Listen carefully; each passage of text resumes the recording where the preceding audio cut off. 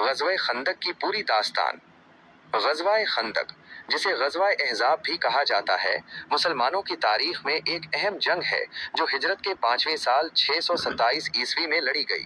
اس جنگ کا پس منظر، تیاری اور نتیجہ بہت اہمیت رکھتا ہے۔ جنگ کی وجوہات اور پس منظر۔ غزوہ خندق کا پس منظر غزوہ احد کے بعد شروع ہوا۔ قبیلہ بنو نذیر کو مدینہ سے جلا وطن کیا گیا تھا، جس کے بعد وہ خیبر میں جا کر آباد ہو گئے تھے۔ وہ اپنے بدلے کی آگ میں جل رہے تھے اور مسلمانوں کو ختم کرنے کے لیے ایک بڑے لشکر کو جمع کرنے کی کوشش میں لگ گئے۔ بنو نذیر کے سرداروں نے قریش مکہ کے ساتھ اتحاد کیا اور انہیں مسلمانوں کے خلاف ایک فیصلہ کن جنگ کے لیے آمادہ کیا۔ اس اتحاد میں قبیلہ غطفان اور دیگر چھوٹے قبائل بھی شامل ہو گئے، جس کی وجہ سے یہ ایک بہت بڑا مشترکہ لشکر احزاب بن گیا۔ اس لشکر کی تعداد 10,000 کے قریب تھی۔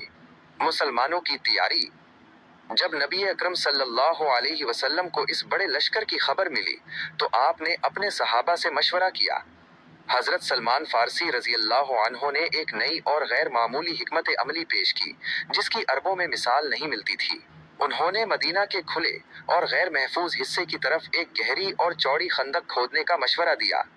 نبی اکرم صلی اللہ علیہ وسلم نے اس مشورے کو قبول کیا اور فوری طور پر خندق کھودنے کا حکم دیا۔ یہ ایک بہت مشکل کام تھا، لیکن تمام مسلمان مردوں اور یہاں تک کہ خود نبی اکرم صلی اللہ علیہ وسلم نے بھی اس کام میں بھرپور حصہ لیا۔ انہوں نے 6 دن کے اندر یہ خندق کھود کر مکمل کر دی۔ خندق کا محاصرہ اور اندرونی سازشیں۔ جب کفار کا 10,000 کا لشکر مدینہ پہنچا تو وہ خندق کو دیکھ کر حیران رہ گئے۔ وہ اس طرح کی حکمت عملی کے لیے تیار نہیں تھے۔ خندق کی وجہ سے وہ مدینہ میں داخل نہ ہو سکے اور انہیں شہر کا محاصرہ کرنا پڑا۔ یہ محاصرہ تقریباً 1 ماہ تک جاری رہا۔ اس دوران حالات مسلمانوں کے لیے بہت مشکل تھے۔ کھانے پینے کی اشیاء کم ہو گئی تھیں اور ان کا مقابلہ ایک بہت بڑی فوج سے تھا۔ اسی دوران مدینہ میں موجود یہودی قبیلہ بنو قریظہ نے مسلمانوں کے ساتھ کیا گیا اپنا معاہدہ توڑ دیا۔